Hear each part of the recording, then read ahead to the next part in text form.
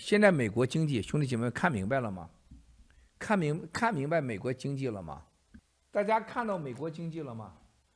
大家一定要记住，三防，他又删了，就跟共产党似的，又学咱了是吧？三个代表三，一定要防止美国和西方对共产党的病毒溯源追求赔偿，我们要留下一个活路，不要被共产党给牵制到或牵连到，连吃饭的钱都没有。